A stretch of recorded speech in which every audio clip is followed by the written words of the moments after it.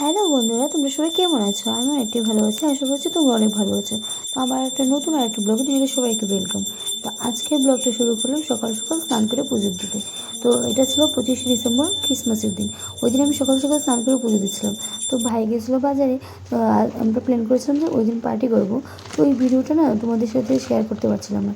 তো ভাবলাম যে চলো আজকে শেয়ার করে দিই তোমাদের সাথে। তো তারপরে দেখো ভাই বাজার থেকে কী নিয়ে এলো।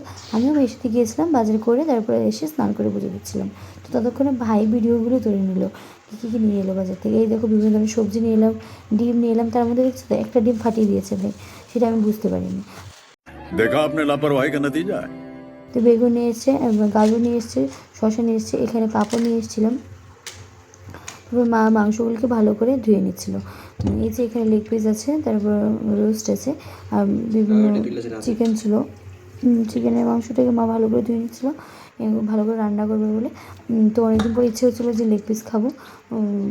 দম বিরিয়ানিতে যে পিসগুলি পাওয়া যায় ওইগুলো তো সবসময় আমরা খেতে পারি না রেস্টুরেন্ট থেকে, না? তার জন্য মা বলছিলো ঘরে বানিয়ে খাবে।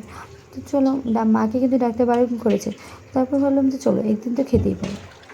তাই একদম মাছগুলোকে ধুয়ে নিচ্ছে, আর এখানে এই সবজিগুলি দেখো রেডি করে নিচ্ছে রান্না করবে বলে। আর এখানে ডিমটা বয়েল করে নিচ্ছে। ডিমের পেঁয়াজি হবে, ফ্রাইড রাইস হবে। তো সত্যি অনেক মজা করেছিলাম ওই দিন, অনেক মজা করেছিলাম। তো তারপরে এই যে কাজু নিয়ে এলাম ফ্রাইড রাইসে দেওয়ার জন্য। তো তারপরে মা ডিমগুলোকে সিদ্ধ করে একটু ভেজে নিল। আস্তে আস্তে ডিম পেঁয়াজি হবে। মানুষ 5 জন, 5 জন আলাদা 5টা হবে।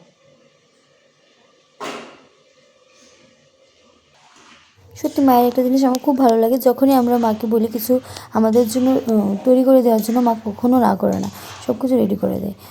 শরীরে বিভিন্ন শারীরিক কষ্ট থাকলেও চেষ্টা করে করার জন্য। তো সেটা সময় বুঝে আমরা আবদার করি, সবসময় আবদার করি না। তো এই যে রান্নাবান্না করছিল, সত্যি দেখে মনটা অনেক খুশি হয়ে গেলো। তো মা অতটাও খেতে পারে না এখন, আগের মতো তার শরীরটা ভালো থাকে না, তার জন্য। আজকে তো ক্রিসমাস ডে, মেয়ে আদর করে এনেছে, আমি রান্না করছি।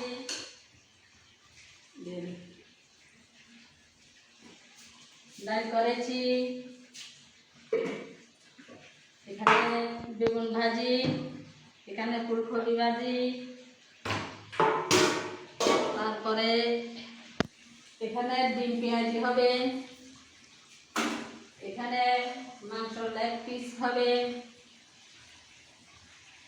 এখানে আবার আলাদা মাংস রান্না করছি। তারপরে আবার ফ্রাইড রাইস হবে। বাহ, ফ্রাইড রাইস মাংস।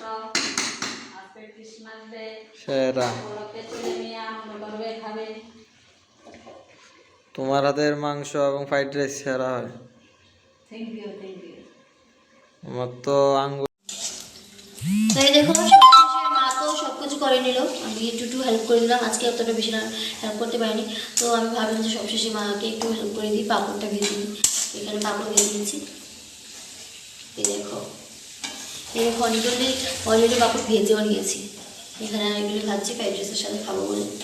চলো খাওয়া যাক। তো কে কে খাবে? এই দেখো লেগ পিস আছে, লেগ পিস। এই দেখো ভাই, তোরটা কোথায়? তোর লেগ পিসটা কোথায়? এই দেখো ফ্রাইড রাইসের সাথে লেগ পিস দিয়েছে, লেগ পিস গোটা লেগ পিসটা। এই দেখো মাও খাচ্ছে, বলছে আমাকেও একটু দেখা। দেখিয়ে দিলাম। মাকে কিন্তু ডাক্তার বারণ করেছে, তারপরেও খাবে। তো চলো খাবো, একদিন তো খেতেই পারে। চলো।